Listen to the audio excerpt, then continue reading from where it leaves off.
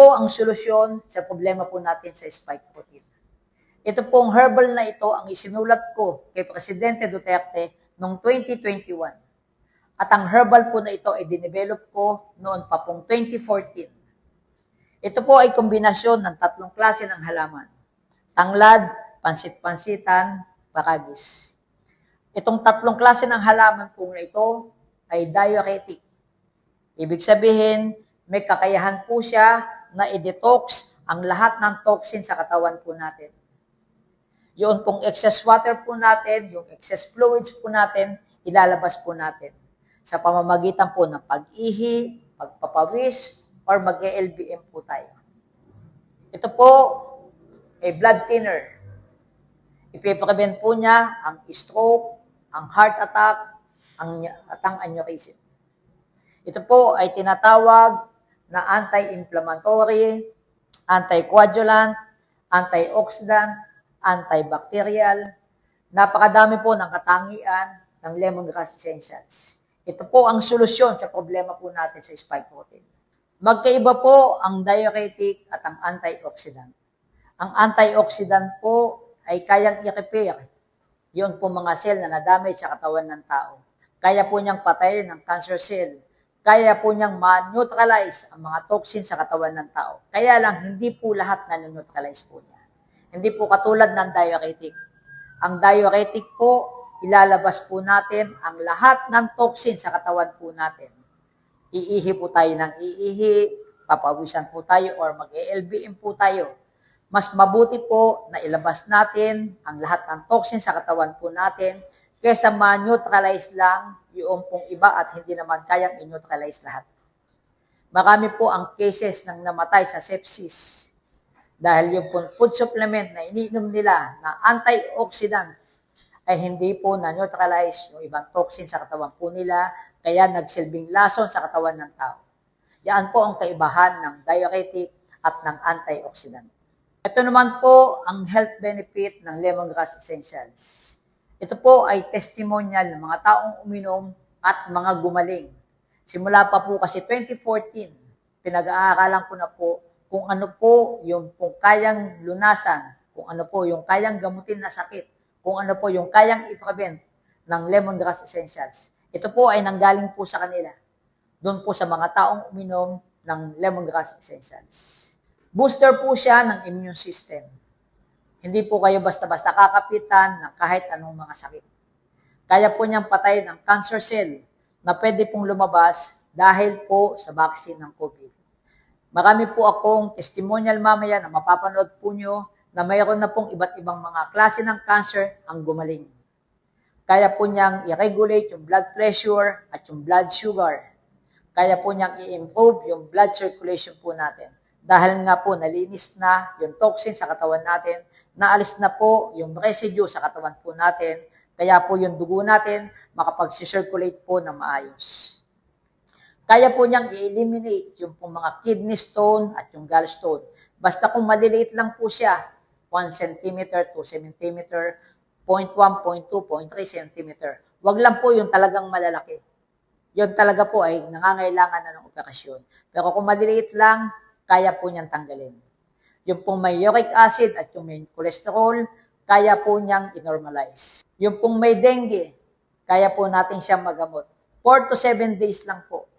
Yung pong may acid reflux, kaya po natin siya magamot. 4 to 7 days lang din po. Ipiprevent po niya yung stroke, yung aneurysm, yung pong heart attack, dahil po sa paglapot ng ating dugo. Dahil tinatawag kasi siya na blood thinner. Kaya po niyang i-eliminate yung mouth sore, yung athlete's foot, at yung iba't ibang biological problems po natin. Kaya po niyang lunasan yung hemorrhoids o yung almoranas. Kaya po niyang i-reduce yung cellulitis veins at yung varicose veins. Paano po ang paraan ng pag-inom ng lemongrass essentials? Yung pong takip ang ating gagamitin. Ito po ay 10 ml. Doon po sa gustong maging maintenance lang po ito, 2 takip lang po sa umaga at 2 takip sa hapon. Mas maganda po na gutom. Pagkagising po sa umaga, pwede na pong uminom. Bago po kumain ng hapunan, sa gabi, pwede na rin pong uminom.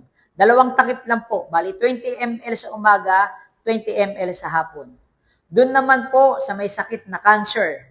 Bali, 3 takip po nito sa umaga, 3 takip din po sa hapon, bago din po kumain.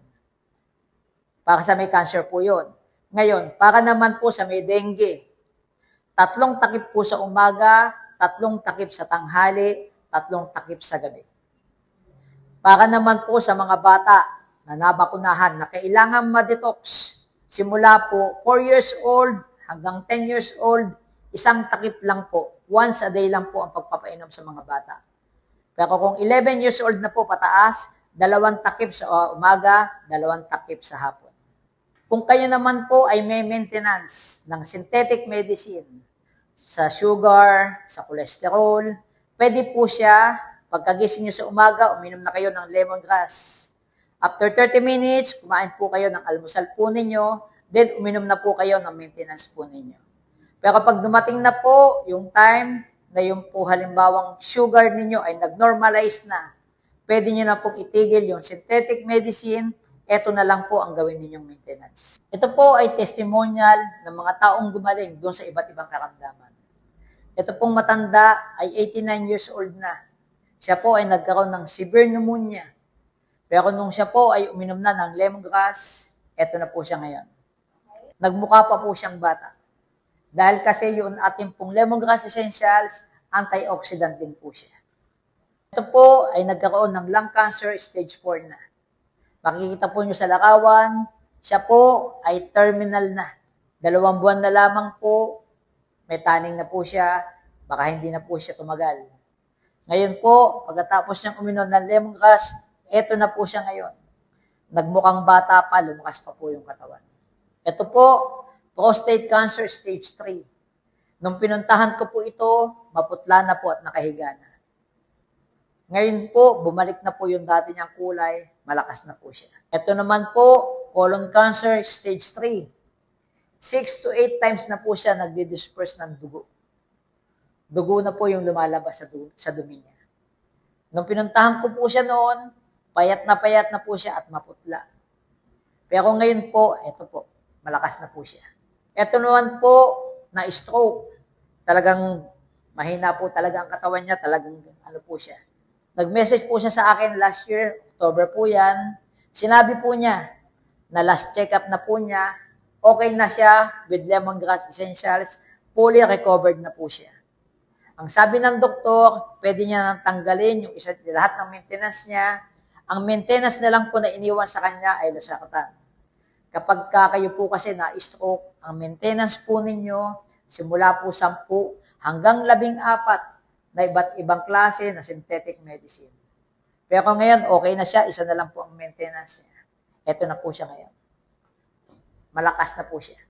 Ito naman po, 3 buwan na po nakakonfine sa ospital, hindi na po halos nagsasalita, hindi na po halos kumikilos. Nung sinabi ko po doon sa nagbabantay, painumin mo ng lemongrass. Naka-NGT na kasi yung pasyente, doon na lang po sa tubo padadaanin. Pero itago po ninyo kasi nakakonfine sa ospital, ipinagbabawal po ng mga doktor. Nung pinainom po siya ng lemongrass essentials, after 7 days, nagsalita po yung pasyente.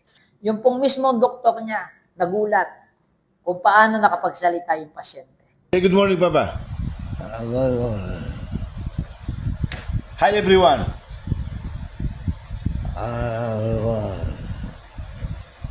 Ito naman po, breast cancer, stage 4, ang vaccine po niya, Sinovac. Ito po yung sinasabi ko kanina, na hindi lang po Pfizer yung pwedeng mag-cause ng cancer. Maski yung ibang vaccine po ng COVID.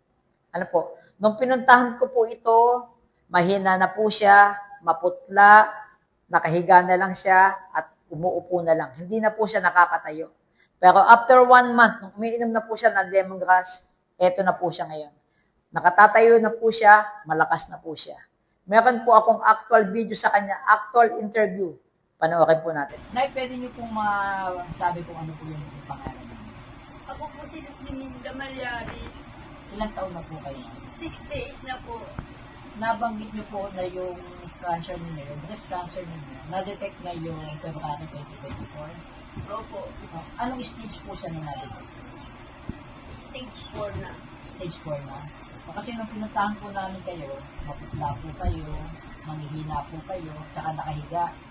Kumusta naman po kayo ngayon na uminom kayo ng lemongrass? Okay naman po. Nakakaano na po ako. Nakakalakas ang kaano. Apo, lumakas na po yung katawan niya. Opo, nakakaano na po ako. Nakakabangon na kayo. Opo. O dahil nung pinuntahan po namin kayo noon, nakahiga po kasi kayo at mabahinda yung katawan niya. Opo. Pero ngayon, mas maganda na po ang development sa inyo. Opo. Bali stage 4 na breast cancer. Opo. Eh, ano po ang masasabi niyo dyan sa lemongrass po? Nagpapasalamat po ako. Yung ginawa ko sa kanya. Apo. Salamat po na. Sana magtuloy-tuloy po yung pagaling niya. Sana gumaling na po. Kaya yung brand na ito minigay sa akin. Sige po, may awa po ang Diyos na igagawin po Sana kayo. po panalangin niyo naman po. Kasi gumaling po ako. Apo. Sige po, Nay.